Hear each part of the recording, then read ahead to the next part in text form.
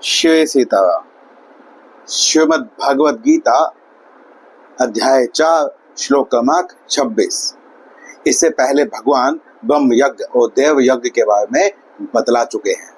हमें देवताओं का पूजन करना चाहिए, उसका विधि विधान क्या है, हमें ब्रह्म का पूजन करना चाहिए, सब में ही ब्रह्म वाली दृष्टि रखनी चाहिए, उसका विधि विधान क्या है, वह किस प्रकार किया जाता है, यह हम जान चुके हैं।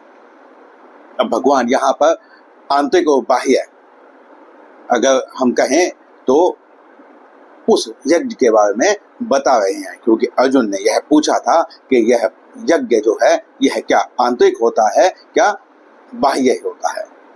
तो भगवान यहाँ पर कहते हैं इस श्लोक में, श्रोत्रादीनि अन्यन्ये संयमाग्निषु जुह्वति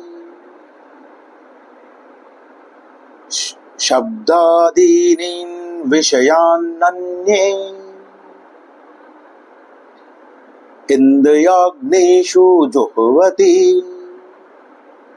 भगवान यहाँ पर कह रहे हैं कि कुछ योगी साधक ऐसे होते हैं जो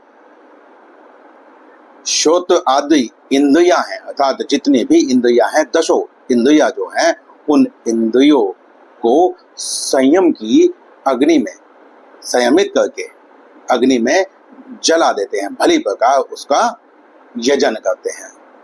अब यह कैसे हम समझेंगे, यदि आप यह देखें कि अध्याय 2 में भी भगवान ने कछुए का उदाहरण दिया था। उसमें यह कहा था कि जो कछुआ होता है वह सभी इंद्रियों को उसके विषयों से खींच लेता है।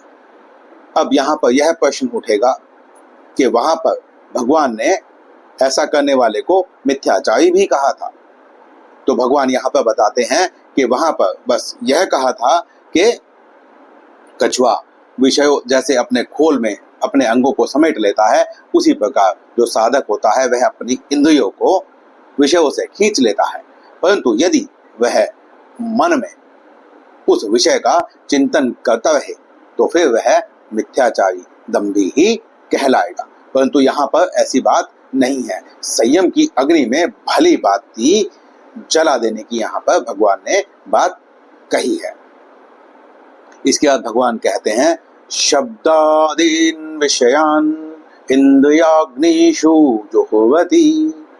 भगवान कहते हैं कि कुछ योगी साधक ऐसे होते हैं जो इंद्रियों के विषयों को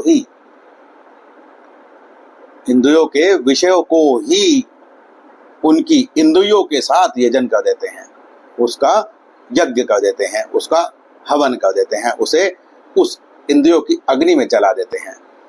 अब यह आप इस प्रकार समझें जैसे कि कोई बीज है, यदि उसे आप आग में थोड़ा भून कर और उसे मिट्टी में डाल दे तो वह बीज कभी भी कुछ भी उत्पन्न करने लायक नहीं रहेगा। यहाँ पर भी भगवान ने यही बात कही है कि इंद्रियों के विषयों को ही जला दिया जाए, इंद्रियों को इस प्रकार से संयमित किया जाए कि जो उसके विषय हैं स्वयं ही जल जाए, इंद्रिय चाहकर भी अपने विषय को ग्रहण ना कर सके। यह कार्य मन के द्वारा होता है। तो मन को जब आप नियंत्रित कर लेंगे तो वो इंद्रियों को इस प्रकार कर देगा कि इंद्रिया चाहकर भी कुछ नहीं कर पाएगी। जैसे मन के लिए पहले भी बताया था कि जो इंद्रियां हैं वह सब इंद्रियां मिलकर भी मन को हर नहीं सकती, परंतु यदि किसी एक भी इंद्रिय के साथ मन चला जाए तो वह बुद्धि को हर लेती है। जिस प्रकार एक नदी में नाव जा रही हो और वहां पर तेज हवाएं उस नाव को बहा ले जाती हैं, अपने पथ से भ्रष्ट कर देती हैं, उसी प्रकार यह है। अब यह तो नाविक के ऊपर है कि वह उस विपरीत वायु से लड़कर आगे निकलता है, जीतता है, या फिर वायु को ही अपनी गति बना लेता है और गंतव्य स्थान तक पहुंच जाता है। यह इस प्रकार का साधक जो होता है वह विपरीत परिस्थितियों में भी भगवत प्राप्ति के अपने लक्ष्य को नहीं छोड़ता और वह अपने लक्ष्य को प्राप्त कर ही लेता है। अब यहाँ पर आंतरिक और बाह्य के हिसाब से देखा जाए, या हम यह कहें कि इन दोनों जो साधक हैं, ये जो योगी हैं, इनमें अंतर क्या है, क्योंकि दोनों ही तो इंद्रियों को संयमित कर रहे हैं। तो यहाँ पर कहते हैं कि जो श्रोत्र आदि इंद्रियों को संयमित करता है वह एकांत स्थान में वास करता है, वह समाधि में चला जाता है और वह बाहर किसी से भी कोई संबंध नहीं रखता, अर्थात वह व्यवहारिक जीवन में नहीं आता है। परंतु जो दूसरा वाला योगी है वह व्यवहारिक जीवन में रहते हुए भी और एकांत वास में रहते हुए भी एक ही प्रकार का व्यवहार करता है। शब्द आदि क्या है? यदि आप श्रोत्र आदि इंद्रिय से कुछ सुनते हैं, आप आंखों से कुछ देखते हैं, तो आपके मन में एक इच्छा होती है कि आप इसका कोई उत्तर दें, प्रति उत्तर दें। वो प्रति उत्तर कैसे देंगे? शब्दों से देंगे।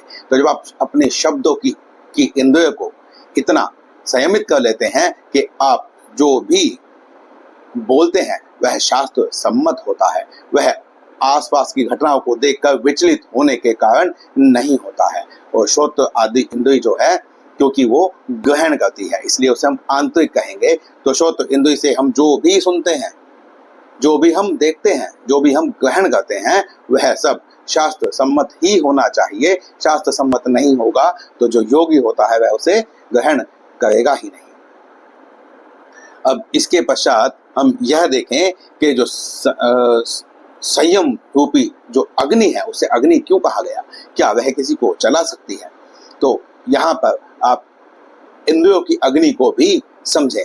जैसे देखें कि हमें एक दृष्टांत मिलता है जिसमें भगवान शिव ने कामदेव को अपना नेत्र खोलकर उससे अग्नि प्रकट करके उसे जला दिया था।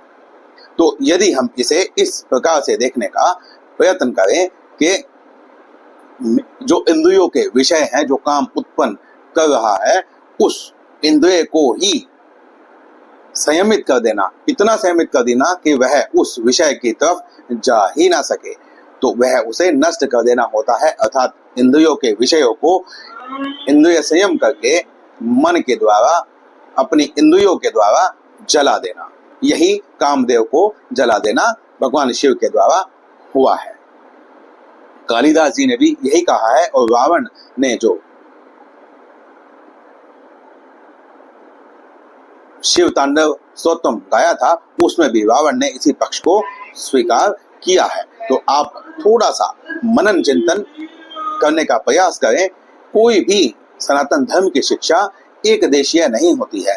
सनातन धर्म की जो शिक्षा है, उस पर आप जितना मनन चिंतन करेंगे, आपको गूढ़ अर्थ अपने आप स्फुरित होना प्रारंभ हो जाएंगे। क्योंकि हमारे जो ऋषि मुनि थे, उन्होंने बहुत मनन चिंतन करके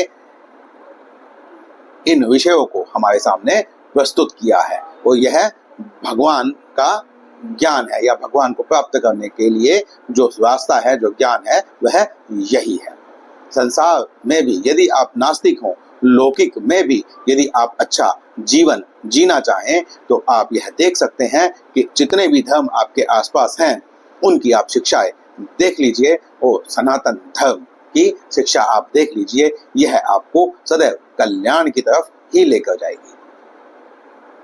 बस इतना है कि आप में उस शिक्षा को समझने का विवेक होना चाहिए। यदि वो विवेक आप में नहीं है, तो आप किसी के साथ बात करके, अपनी बात को रख के उस बात को समझने का प्रयास करें। इस श्लोक में इतना ही। मिलते हैं अगले श्लोक में, अगले वीडियो में। श्री सीताराम।